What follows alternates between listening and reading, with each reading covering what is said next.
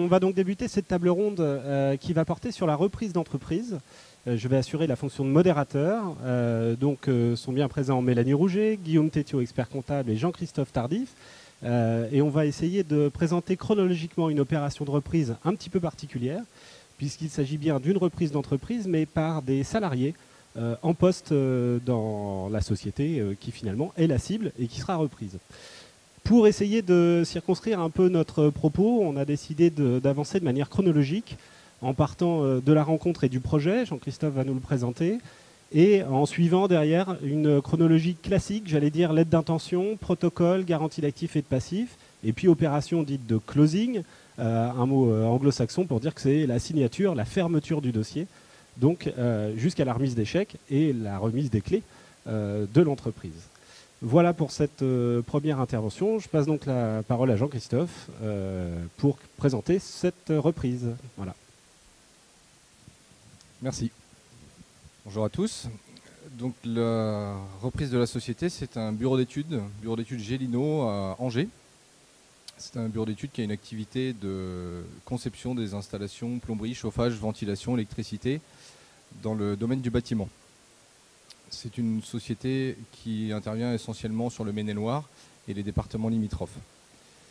Le gérant, M. Gélineau, a créé cette société en 1992. Il était tout seul au départ, puis il a étoffé l'équipe pour arriver à 6 personnes en 2015 et 9 personnes en 2016. En 2017, M. Gélineau a souhaité céder sa société et pour des raisons personnel, il a choisi de céder cette société en interne. Donc il a proposé à plusieurs salariés, dont moi-même, de tenter cette aventure de reprise d'entreprise en interne. Donc nous sommes trois à avoir engagé les négociations avec M. Gélineau. D'abord, il nous a présenté, à travers son conseil expert comptable, les chiffres et bilans de la société pour nous amener à un prix de vente et des conditions particulières. Sur ces éléments-là, nous étions bien incapables de juger de la réalité des chiffres et de la faisabilité du projet. Il nous a donc paru essentiel de s'entourer d'experts comptables et de conseils pour d'abord valider la faisabilité du projet, avoir une étude contradictoire sur le bilan comptable et le dernier point pour surtout nous épauler dans toutes les démarches à réaliser dans la suite pour la reprise de l'entreprise. C'est pas très pratique, on n'a qu'un seul micro, donc pour les échanges c'est un petit peu haché. Sur cette première présentation, finalement, on s'aperçoit qu'on a rencontré le vendeur et l'acquéreur, même s'il y a 3 acquéreurs dans votre opération, et vous vous êtes engagé vers la signature d'une lettre d'intention qui va constituer un premier cadre de négociation. Et sur ce point-là, je vais peut-être passer la parole aux experts pour voir ce fonctionnement et de traiter des audits et du choix des conseils. Alors, je ne sais pas qui veut commencer, Mélanie, Guillaume. Mélanie va commencer. Je suppose que pour la rédaction de la lettre d'intention, vous ne l'avez pas fait tout seul. Et donc ma question est assez simple. Vous étiez entouré de conseils, vous l'avez dit. Enfin, tu l'as dit. Ah oui, je vais faire une petite aparté, Antoine. On se tutoie parce qu'on se connaît en fait par ailleurs. Donc ne soyez pas étonnés. Parce que sinon on va se couper. On va essayer de se vouvoyer comme à la télé et on ne va pas y arriver. Donc il est convenu qu'on se tutoie parce que nous nous connaissons déjà. Voilà. J'avais juste une question, c'est comment vous avez tous les trois salariés qui souhaitaient reprendre, choisi vos conseils? Alors en fait, par connaissance, tout simplement. Un de mes associés connaissait un salarié du cabinet d'experts comptables vers lequel on s'est tourné. Donc le hasard des rencontres finalement. Et puis après, par adhésion, le contact humain tout simplement, où ça a bien collé avec les experts comptables.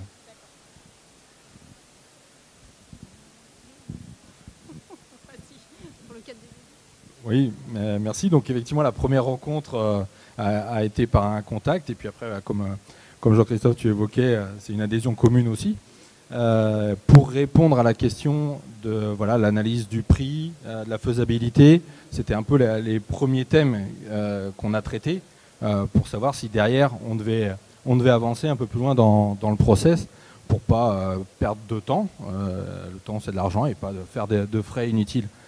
Les premières analyses étaient plutôt favorables à une continuation du process. Donc effectivement, on a démarré avec une lettre d'intention pour voir un petit peu la finalité du vendeur, parce que des fois, dans une reprise, on peut avoir ce qu'on appelle des faux vendeurs, qui donnent l'impression de vouloir vendre, mais qui, au fur et à mesure, abandonnent éventuellement les projets. Donc pour ne pas créer de fausses attentes pour les repreneurs. Et puis déterminer un peu quel axe on avait sur le prix. La première étape a été donc du coup sur la lettre d'intention, qui n'est pas un document engageant, mais là je laisserai la parole aux avocats qui vont détailler un peu plus, mais qui donne un peu qui est la première étape, je dirais, pour après enclencher la suite du process. Alors, sur la lettre d'intention, c'est un document qui n'est pas engageant, en ce sens où, lorsque vous signez une lettre d'intention, vous fixez un cadre de négociation. C'est à ça que ça sert, ce document-là. Donc, une base de prix, qui est encore négociable, un cadre pour réaliser éventuellement des audits, avant protocole, après protocole. On va y revenir, parce que c'est souvent une question, on anticipe vos questions, mais il ne faut pas hésiter à nous interrompre, hein, si vous voulez participer. Donc la lettre d'intention fixe simplement le cadre des négociations. Il n'y a pas d'engagement ferme du vendeur de vendre, ni d'engagement ferme de l'acquéreur d'acquérir, dans une lettre d'intention normale et classique. La tendance actuellement, c'est parfois à avoir des lettres d'intention extrêmement détaillées. Il y a un danger à ça, c'est que si on est trop détaillé, on peut basculer vers un quasi-protocole, voire un protocole, c'est-à-dire finalement un document engageant. Donc, baliser très bien les choses, voire baliser un maximum de choses, c'est le cadre de la lettre d'intention, mais il faut simplement rester dans un cadre. Il faut qu'il y ait encore des choses à affiner. Si tout est déjà décidé et bouclé, ça ressemble trop à un protocole, et le risque, ce serait d'obtenir une exécution forcée, alors même que les conditions suspensives éventuelles ne sont pas réalisées. Les conditions suspensives sont des événements qui suspendent la réalisation de la vente. Souvent, l'exemple type, c'est l'obtention d'un emprunt pour l'acquéreur. Voilà. Donc la lettre d'intention, c'est la fixation du cadre et justement le début de la négociation du prix. Et le seul engagement qui existe pour l'acquéreur, c'est un engagement de confidentialité. C'est-à-dire que les documents qui peuvent lui être transmis par le vendeur, à partir de ce moment-là, sont couverts par un engagement de confidentialité, parfois même avant. Parfois, il y a un engagement de confidentialité avant toute chose. Voilà. Mais à minima, ou plus tard, c'est dans la lettre d'intention qu'on a un engagement de confidentialité de l'acquéreur vis-à-vis des documents fournis par le vendeur. Et on a un engagement aussi d'exclusivité de négociation, en règle générale à partir de la lettre d'intention, par le vendeur envers l'acquéreur. Ce sont les deux seuls engagements, de manière classique, que l'on trouve dans une lettre d'intention. Par contre, dans votre cas, on était sur quelque chose d'un peu spécial. Oui, tout à fait. Donc c'est vrai que dans notre cas, la particularité, c'est qu'on a fait nous une lettre d'intention, et dans la lettre d'intention, il y avait une restriction qui était sous réserve des audits. Donc on s'était couvert quand même, puisque si toutefois les audits révélaient des éléments qui n'étaient pas portés à notre connaissance, on avait la possibilité de revenir en arrière. Merci. Alors pour préciser, effectivement, c'est un peu un débat. Quand doit-on faire les audits? Il y a effectivement la partie juridique sur laquelle il faut faire attention. Et moi, je suis assez favorable, mais après, avec les réserves qu'évoquait Mélanie, de pouvoir faire les audits avant le protocole, puisqu'en fonction des éléments qu'on peut détecter, on peut adapter déjà la proposition du prix et éventuellement les conditions qu'on mettra dans le protocole. Voilà, donc après, mais ça dépend aussi du vendeur. Est-ce qu'il est dans les dispositions pour ou pas? Ça dépend des repreneurs. Voilà, les débats sont ouverts et je dirais les reprises se font à chaque fois différemment. Donc sur cette partie-là, c'est vraiment la partie pour en faire plusieurs qui peut être variable. Moi, l'avantage que j'y vois, c'est voilà, on a plus d'éléments de négociation pour rédiger le protocole derrière. Voilà. Partant de là, j'aimerais qu'on fasse un petit point sur le calendrier, parce qu'on parle de première rencontre où M. Gélineau t'indique que sa société serait à vendre. Les premiers échanges, la lettre d'intention, et finalement, explique-nous le calendrier, juste le cadre de reprise pour qu'on puisse continuer à dérouler. Alors donc étant en interne dans la société, on a eu très tôt des échanges avec M. Gélineau. C'était avant l'été 2017. Ensuite, on a laissé passer les congés d'été. On a eu les premiers éléments avec l'expert comptable en septembre. Et on a réalisé les audits en décembre. Donc ça a pris on a pris 6 mois. Donc ça a pris un petit peu de temps. La particularité dans notre cas, c'est qu'en fait, comme c'était une reprise en interne, on avait le sentiment qu'on n'avait pas vraiment de concurrence au niveau de la reprise et que le calendrier jouait pour nous finalement. Donc nous, on ne s'est pas pressé. Après, c'est vrai que c'est vraiment le cas particulier. Je crois que en général, ça peut aller beaucoup plus vite. Hein. Finalement, dans ton cas, la reprise entre les premières discussions et le closing qui était intervenu le 31 décembre 2018, on a vraiment 30 juillet 2018, on a 1 an. Une reprise d'entreprise peut finalement aller plus rapidement que ça. On a l'habitude de dire que 4 mois constituera un minimum entre le moment où on commence à discuter et le closing. Voilà, un minimum. Le temps de monter les dossiers bancaires, le temps de créer les holdings de reprise, on va y revenir, et de faire sereinement une négociation. Aujourd'hui, on a beaucoup de mal à faire en dessous de 4 mois si on a ces éléments-là. Et je vois Guillaume même qui ligne en disant 6 mois, ce serait pas mal.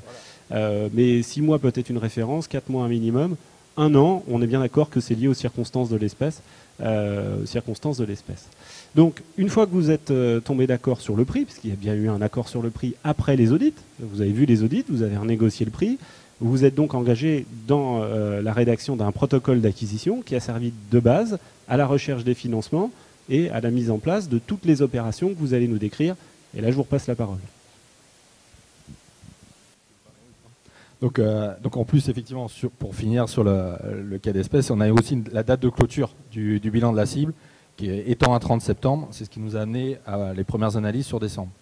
Donc après, une fois qu'on avance bien sur toute cette partie-là, et je dirais qu'il y a suffisamment d'éléments positifs, on peut mener soit en parallèle pour réduire le délai, soit attendre le protocole, avancer sur toute la partie accompagnement bancaire pour la recherche de financement. Et donc là, on a toute la partie prévisionnelle, aussi bien de la société cible, mais de la holding de reprise à travailler. Je considère qu'un expert comptable qui travaille seul sur un prévisionnel sera à côté de la plaque, puisque c'est bien un travail d'équipe avec le client qui a une vision sur la reprise, quels investissements il veut faire, quelle stratégie il a à adopter. Donc c'est vraiment un travail de collaboration, comme dans toute la reprise.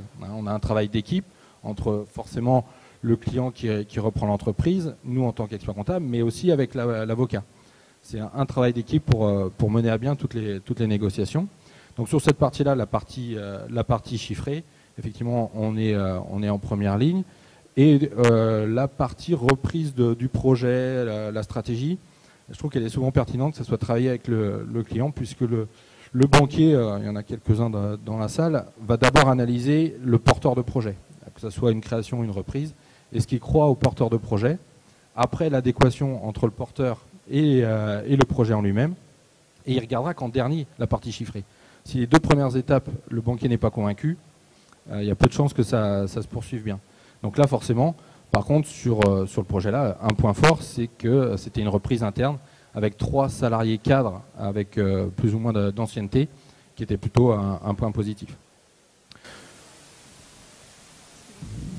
C'était un point positif à tel point qu'on a une grosse particularité aussi dans l'espèce. Puisque normalement, au moment du protocole, on négocie aussi le projet de garantie d'actifs et de passifs. Et là, je rejoins Guillaume.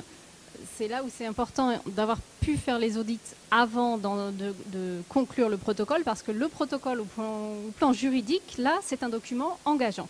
C'est-à-dire qu'à partir du protocole, le vendeur est engagé à vendre au prix fixé, qui peut être déterminable et variable éventuellement sur des résultats futurs, mais le prix est fixé au moins dans sa méthode. Et l'acquéreur est engagé à acheter à ce tarif. Il y a des conditions suspensives, c'est-à-dire que la réalisation définitive, le fameux closing, aura lieu ultérieurement parce qu'on attend les accords bancaires pour les financements et d'autres éléments qui dépendent des espèces, et notamment l'information des salariés, qui est un élément obligatoire aussi, et qui normalement intervient au plus tard au protocole. Donc, sur cet accompagnement, donc en général, on a une garantie d'actifs et de passifs dont on négocie les termes. Donc les audits, c'est-à-dire les investigations qui sont menées sur les comptes et les documents de la société cible, tout ce qu'on a pu voir qui n'est pas exactement parfait, on va dire, peut permettre de renégocier le prix ou les conditions de la garantie. Mais là, tu avais un cas spécial. Oui, tout à fait. Alors, on nous a dit que c'était spécial, nous on ne savait pas, mais en fait, c'était un préambule. M. Gélineau ne souhaitait pas de garantie actif-passif. C'était un critère non négociable. Donc, ça a eu pour avantage pour nous, c'est que l'autre critère qui restait à négocier, c'était le prix. Donc, étant dans la société depuis, mes associés, il y en a un qui a depuis 12 ans dans la société, un autre depuis 7 ans et moi depuis 3 ans, on avait une parfaite connaissance des clients, des dossiers, et finalement, on a accepté de prendre ce risque de ne pas avoir de garantie actif-passif. Et en contrepartie, on a négocié sur le prix de vente. Alors, cette partie a été acceptée après les audits d'acquisition. Donc d'où là, forcément, comme c'était un impératif dans la négociation du côté vendeur de ne pas avoir cette clause de garantie d'actif-passif, du coup, encore, je dirais, encore plus d'importance pour les audits d'acquisition. Les audits se font sur les aspects comptables, financiers, mais aussi juridiques, sociaux. Il faut vraiment aborder, fiscal, bien sûr, il faut aborder toutes les zones de risque potentielles. Donc en ayant la connaissance en interne de l'opérationnel, et nous, ayant réalisé cette partie d'audit, on a pu valider après qu'on pouvait accéder à la demande du vendeur sur l'absence de garantie d'actifs passifs, en tenant compte dans les zones de risque qui avaient été éventuellement pu être détectées, l'impact sur le prix, puisque là, il n'y a pas de rattrapage possible derrière. Alors, je ne sais pas si c'est clair pour tout le monde ce que c'est qu'une garantie. Quand on achète une société, ce n'est pas comme quand on achète un fonds de commerce. Quand on achète un fonds de commerce, on n'achète que les actifs. Donc il n'y a pas de passif acheté, donc il n'y a pas à garantir ce passif. Lorsqu'on achète les titres d'une société, on rachète tous les actifs et tous les passifs, c'est-à-dire l'intégralité du patrimoine que détient cette société. Donc les passifs, il y en a qui sont visibles dans les audits, il y en a qu'on ne peut pas non plus deviner. Par exemple, un contrôle fiscal qui intervient une année après l'acquisition, mais qui porte évidemment sur des années antérieures, c'est-à-dire du temps de la gestion du vendeur. Ça n'apparaît nulle part dans les comptes. Vous avez beau faire des audits, vous pouvez éventuellement ne pas forcément voir ce sur quoi l'administration va venir vous chercher. Et pourtant, c'est bien l'acquéreur qui devra payer pour des erreurs.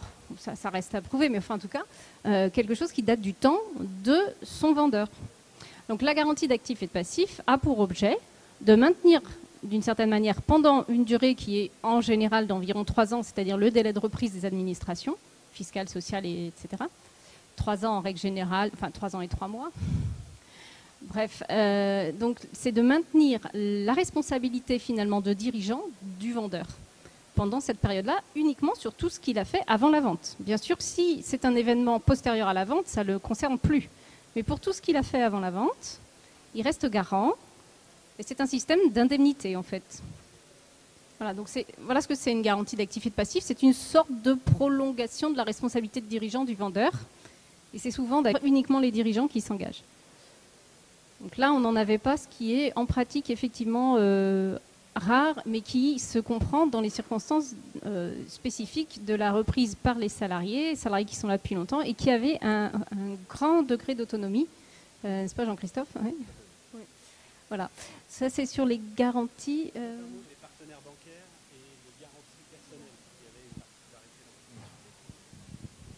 Alors, au niveau des partenaires bancaires, c'est vrai qu'il faut bien préparer son dossier. Les banques veulent avoir une vision sur l'avenir, essentiellement, sur le développement commercial de la société. Nous, ça s'est plutôt bien passé dans la mesure où, reprise en interne à 3 personnes, les banquiers étaient plutôt confiants. En tout cas, on a réussi à gagner leur confiance, puisque sur 3 partenaires bancaires consultés, on a eu 3 offres de prêt. Ah oui, par contre, oui, tout à fait. Oui, c'est ça. Alors après, il y a le taux bancaire. Et la deuxième partie, ce sont les garanties personnelles et les apports. Donc nous, on était 3, donc avec des apports pas forcément très élevés. Et donc du coup, les banques nous ont demandé des garanties personnelles plus importantes. Donc c'est le point de négociation qu'on a eu essentiel avec les banques, c'était les garanties personnelles. Voilà, c'est une caution. Mais voilà, on part toujours dans l'éventualité quand même quand on rachète une entreprise, c'est de se dire si ça se passe mal, quelles sont les conséquences.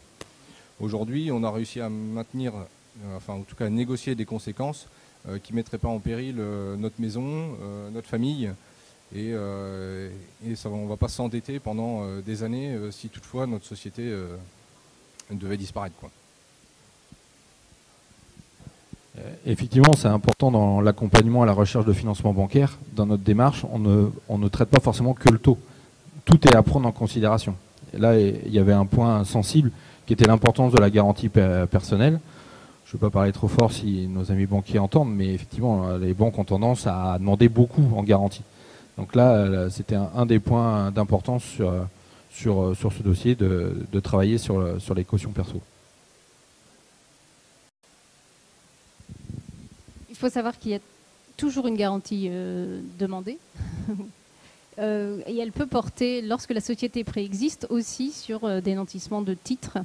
Je suppose que c'est systématique. Et en fonction de la valeur de la société et de son ancienneté et de donc sa fiabilité, on va dire, c'est une garantie qui peut avoir aussi une valeur importante pour les banques. En revanche, quand vous êtes en création, il n'y a pas de valeur de titre initial, donc c'est quasi impossible d'obtenir ce type de garantie.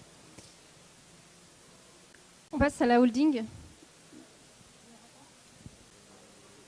L'association tous les trois, comment ça s'est passé et pourquoi vous l'avez fait? Alors pourquoi la holding? Je suis bien embêté avec ça puisque c'est très technique en fait. Pour faire simple, en fait, on ne rachète pas directement la société. On crée une société qui rachète l'autre société. Également, si j'ai bien compris, pour se protéger personnellement. Mais voilà, je vais peut-être laisser. Alors, ouais, la partie juridique, je vais la laisser à Mélanie. La partie financière, je pense que Jean-Christophe, tu t'en serais rendu compte dans 1 an. C'est-à-dire que l'achat des titres, souvent, on demande c'est trop fort. Bon, l'achat de financement auprès d'une banque. Qui dit financement auprès de la banque, à un moment, il faut rembourser l'emprunt. C'est conseillé. Vous remboursez l'emprunt comment? Par les résultats de la cible, la société que vous rachetez, qui remonte du résultat. Ça s'appelle les dividendes. Les dividendes, si vous ne créez pas de société, ils vont être taxés à titre personnel. Il y a un abattement de 40%, mais après, c'est votre tranche marginale d'impôt ou maintenant le PFU, et avec des prélèvements sociaux à 17,20%. Le PFU est à 30%. Donc ça veut dire qu'au mieux, vous avez 30% qui part aux impôts. Il ne reste que 70% des dividendes pour payer l'emprunt. D'accord? Et avant, quand on a démarré, on n'avait pas le PFU. Le PFU, c'est M. Macron qui l'a mis en place récemment. Donc on pouvait avoir des dirigeants qui pouvaient avoir une tranche d'impôt à 41 ou 45%. Plus 17,20 de prélèvements sociaux. Il y a plus de la moitié qui part aux impôts. Donc autant de moins pour rembourser la société. Donc autant vous dire qu'il y a plein de montages comme ça qui ne peuvent pas se faire. Donc d'où, assez rapidement, la nécessité de créer une société, puisque là, fiscalement, il y a beaucoup moins de fiscalité au sein de la société sur les dividendes de la société fille, la société cible.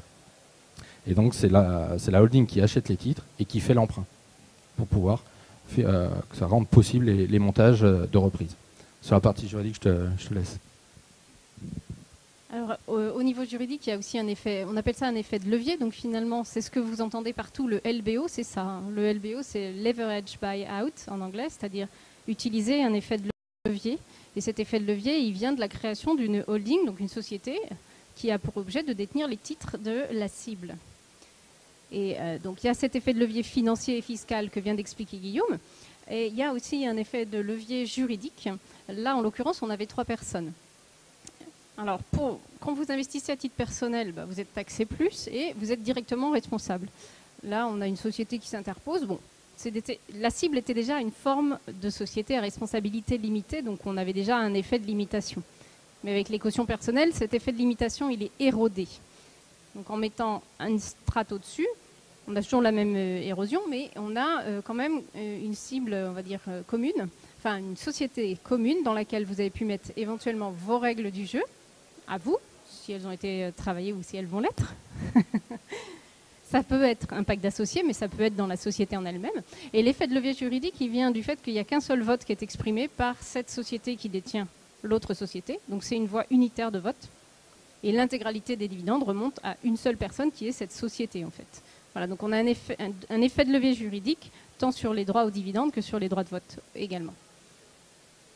Donc le pacte d'associés, on l'avait noté, c'est comme une sorte de règlement intérieur, on va dire. Donc ce sont les règles du jeu entre les associés. Là, on a 3 repreneurs. Et ça peut être intéressant pour eux de fixer leur façon plutôt de vivre ensemble en tant qu'associés, éventuellement dans une autre entité, distincte de l'entité du bas. Parfois, quand on fait une levée de fonds, là, ce n'était pas le cas. C'est aussi très intéressant de s'isoler dans une structure où vous avez vos propres règles du jeu et où vos investisseurs financiers ne peuvent pas venir mettre leur grain de sel. Donc vous vous isolez et vous avez vos investisseurs qui viennent par ailleurs. Bon, là, c'est autre chose. Sur le protocole que vous... Allez. Remise du prix.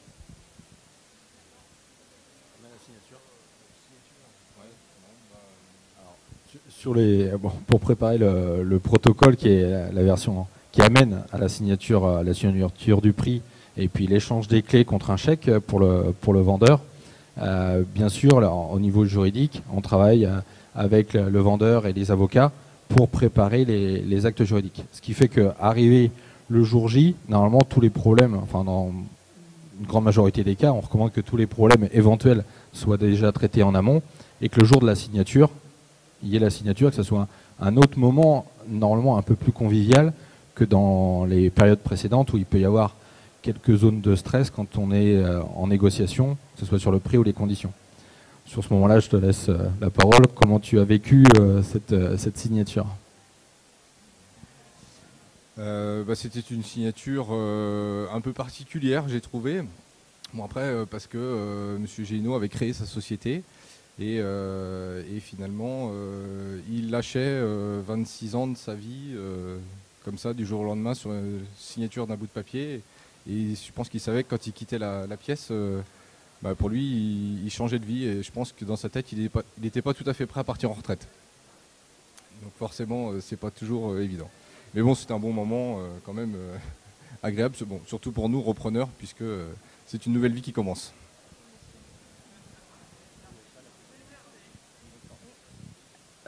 Oui, alors juste avant l'accompagnement, un dernier sujet. On donne donc les clés de l'entreprise contre un chèque.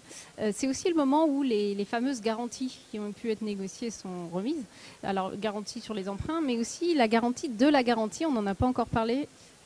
Lorsqu'il y a une garantie d'actifs et de passifs, ce qui n'était pas le cas pour Jean-Christophe et ses co-associés, mais lorsqu'il y a une garantie d'actifs et de passifs, ce n'est pas suffisant de dire, moi, le vendeur, je m'engage à vous indemniser s'il arrive quelque chose qui entraîne une dépense pour ma société après la vente et qui daterait du temps de ma gestion.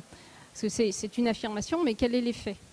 L'effet, c'est que si vous êtes parti, j'en sais rien, en Papouasie et que vous avez tout dépensé, le fait est qu'on ne peut pas tondre un œuf et que donc ça ne servira pas à grand-chose ce joli bout de papier. Donc il y a toujours une garantie de la garantie, c'est-à-dire une somme d'argent qui est quelque part réservée. Alors soit c'est une somme d'argent réservée, ça s'appelle un séquestre, soit c'est un effet, et là on recourt souvent aux banques également, donc soit une caution bancaire, soit une garantie à première demande bancaire. Enfin, il y a tout un tas d'autres panels de garanties, mais c'est le jour de la signature définitive que cette garantie est remise à l'acquéreur par le vendeur, c'est-à-dire qu'il garantit de pouvoir payer l'indemnité qui serait éventuellement due si la garantie devait être mise en jeu. Donc ça fait partie des éléments du closing, ça. Et il y a ensuite, donc, tout se termine au closing comme son nom l'indique, mais en fait tout commence, et notamment l'accompagnement. Oui, alors là je te laisse dire. Donc l'accompagnement, nous finalement on a fait l'accompagnement avant le closing, puisque comme on était déjà salarié de la société, Monsieur Gélineau nous a accompagnés même on peut dire toutes les années avant. Il nous a apporté tout son savoir les années passées, et donc on n'a pas eu d'accompagnement particulier. Voilà, par contre, c'est vrai que nous on connaissait les clients pour travailler au quotidien avec eux. Par contre, je pense que dans le cas d'une reprise qui ne serait pas en interne, c'est important d'avoir 1 ou 2 mois au moins pour pouvoir rencontrer les clients, rencontrer les salariés aussi, pouvoir discuter avec eux. C'est un point qu'on n'a pas évoqué. C'est vrai qu'il y a l'information aux salariés qui est obligatoire. Néanmoins, quand c'est une reprise en interne, nous, ça ne s'est pas vraiment fait de façon très claire, peut-être. Mais je pense que c'est important de rencontrer les salariés quand on a une reprise en externe. Puisque vous pouvez très bien avoir des gens qui ne veulent pas vous voir en repreneur et qui pourraient quitter la société le premier jour où vous arrivez dans la société. Et une société sans salariés, ça vaut plus grand-chose, quoi. Alors effectivement, l'important dans une reprise, c'est d'identifier les hommes clés. Alors c'est pas toujours facile, hein, surtout quand on vient de l'extérieur. Là, l'avantage en travaillant à l'intérieur, et les hommes clés en plus c'était les repreneurs, donc c'était plus facile. Mais surtout sur une reprise externe, c'est d'essayer d'identifier les hommes clés. Et alors là, il n'y a pas de document juridique, hein, on peut engager, mais c'est d'essayer de les fidéliser et d'être sûr que vous les aurez dans votre projet de reprise, s'ils collent avec vos attentes. Donc cette partie-là, voilà, entre les audits et la période de reprise, il faut essayer de pouvoir travailler avec eux, d'échanger avec eux et de pouvoir être à peu près sûr qu'ils vous suivront dans l'aventure. L'autre partie sur l'accompagnement, effectivement, là, vu les circonstances, c'est plutôt un accompagnement préalable à la session. Souvent, c'est plutôt le vendeur qui préfère un accompagnement post-session, puisqu'il ne présente pas forcément ses successeurs tant que ce n'est pas signé définitivement et qu'il n'a pas encaissé le chèque. Après, attention au délai d'accompagnement. Autant 1 ou 2 mois, je dirais, c'est vraiment un minimum. Autant attention à ne pas forcément aller sur des accompagnements longs, puisqu'après, il peut y avoir des décalages entre la façon de voir du repreneur sur la stratégie d'entreprise, sur les projets à mener, et le vendeur qui, un peu comme on l'a évoqué, vend son bébé et vend son histoire. L'accompagnement long peut poser, à l'inverse, des problèmes. De toute façon, globalement, actuellement, la tendance est aux accompagnements courts, de plus en plus courts. Oui.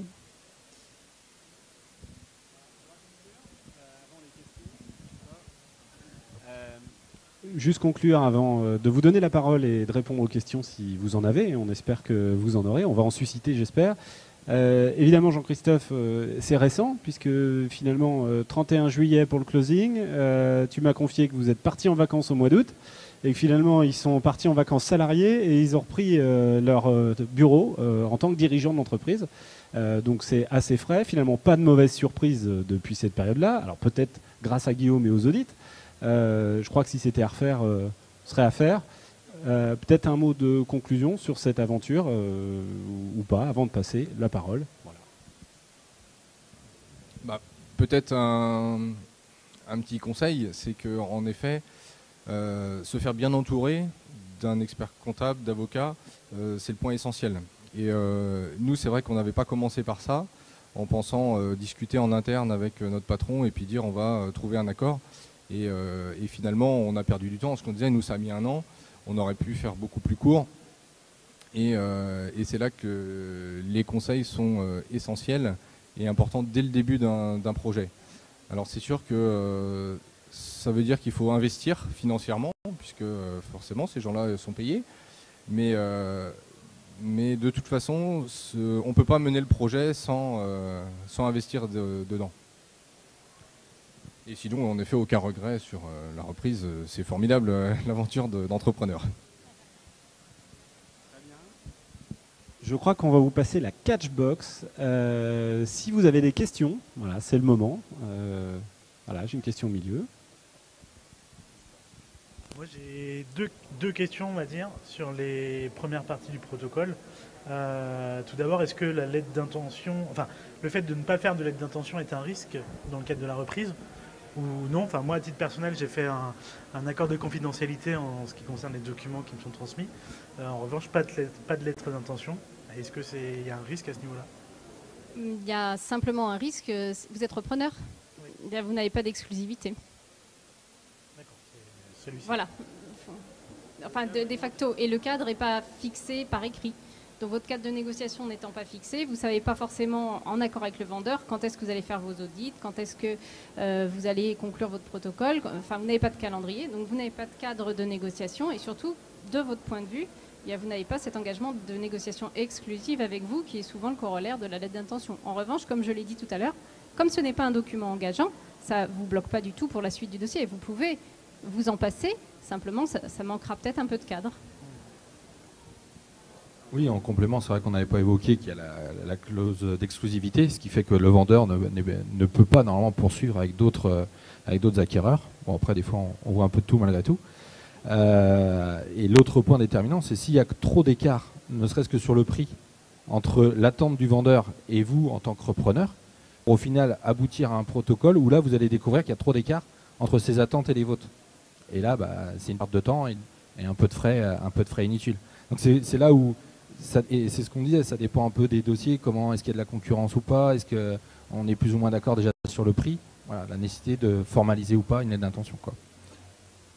Ouais, peut-être juste pour répondre à votre question, très clairement, il n'y a pas de mode d'emploi pour la reprise. C'est-à-dire qu'on peut très bien partir sur un engagement de confidentialité simple, avec un vendeur qui vous dit non, on discute comme ça, mais on n'écrit pas et ça viendra plus tard, et le plus tard arrivant directement au protocole d'acquisition, sans être passé par la lettre d'intention ou les audits préalables. On peut aller directement au protocole et puis faire les audits après. Il n'y a pas de bonne et de mauvaise pratique de la reprise. Tous les cas sont différents. Donc moi, j'ai pas de problème avec ça. Voilà. Donc, alors, deuxième question, je crois que vous aviez. Oui, la deuxième concernait le protocole d'accord et de garantie d'actifs et de passifs.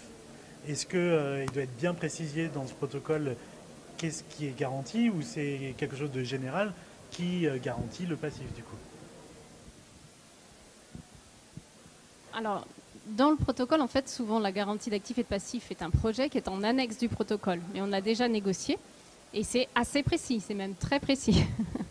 C'est-à-dire qu'on passe en revue l'ensemble des aspects de l'entreprise. Donc les aspects d'exploitation, s'il y a des agréments, des autorisations, s'il y a des machines, tout sur les machines, s'il y a des locaux d'exploitation, tout sur les locaux, la pollution des sols, les salariés, donc tout le volet social, tout le volet fiscal, tout le volet comptable. J'en oublie sûrement. Si l'immobilier est à l'actif, tout le volet immobilier. Enfin, voilà, chaque volet, on va dire, est passé au crible. Alors, après, le curseur, ce sont les parties qui le fixent. Donc, si vous voulez être hyper détaillé, ça peut faire peur à votre vendeur aussi. Parce que quand on est un primo-vendeur et que c'est la première fois qu'on négocie une garantie, sachez-le, ce sont les moments de tension les plus importants. C'est premièrement sur le prix et deuxièmement, c'est la garantie. Et ça tend énormément le vendeur parce qu'il a l'impression d'être remis en cause, même si ce n'est pas l'objectif. Donc il faut toujours naviguer quand même, il faut fluctuer en fonction des négociations. Vous allez vous dire, je radote, mais c'est pareil, il n'y a pas de mode d'emploi. La garantie d'actifs et de passifs, si vous cherchez dans un code civil ou un code de commerce, n'est pas du tout défini. Ce contrat n'existe pas. Donc le seul élément qui est important, c'est le contrat lui-même. Donc s'il n'est pas assez précis, vous, en tant qu'acheteur, vous n'avez pas de garantie. Le juge, de toute façon, interprétera toujours dans le sens de celui qui doit payer, et dans ce cas-là, c'est le vendeur. Donc si vous devez aller en justice sur une convention qui est imprécise, le magistrat, invariablement, vous dira, écoutez, c'est pas clair. Donc puisque c'est pas clair, la partie qui doit payer, donc et là, le vendeur, est dégagée de son obligation. Donc oui, soyons précis. Effectivement, il ne faut pas reprendre une garantie type Internet qu'on peut trouver comme ça, de manière à la va-vite. Chaque cas est différent, donc il faut quand même faire attention à vraiment faire en sorte que ce soit en adéquation avec le projet. On n'envoie pas une garantie de 45 pages, parce que ça peut faire 45 pages, une garantie d'actifs et de passifs, sur une session, il n'y a pas de petite session, mais une session à 30 000 €, ça ne devient pas raisonnable. Vous voyez ce que je veux dire? Il faut toujours avoir un bon dimensionnement entre ce que vous demandez comme garantie et le dossier sur lequel vous intervenez. Voilà. Et ça, vous avez les conseils qui vous appuient, qui normalement sont capables de vous dire là, vous en demandez trop ou pas assez. En tout cas, il n'y a pas, encore une fois, pas de règle établie, mais en tout cas, une conduite générale qu'on est aujourd'hui capable de déterminer. Et ça, ce sont les professionnels qui le font. Voilà. Donc, soyez précis, oui, parce que sinon, il ne vous doit rien. Merci. Il y a d'autres questions? Est-ce qu'il y a un montant minimum d'imposé par les banques dans l'apport personnel pour un acheteur. Souvent, il y a un peu des normes qui ressortent, des tranches, autour de 30%, vous devez l'entendre. Mais après, je dirais, ça s'entend, voilà, effectivement, mais après, chaque cas est particulier. Et pareil, ça dépend un peu des repreneurs, ça dépend de la cible, selon qu'elle dégage. Si avec le prévisionnel, on voit qu'il y a beaucoup de marge de manœuvre pour permettre le financement bancaire, les banques peuvent abaisser un peu ce ratio-là. Voilà, c'est un peu, ça dépend à chaque fois. C'est un ordre d'idée, mais après on a avec des pincettes. Il peut varier à la baisse ou à la hausse. On peut compenser un manque d'apport par une caution perso. La retransmission va s'arrêter, mais par contre nous restons à votre disposition si vous avez des questions. Voilà. Merci de votre attention.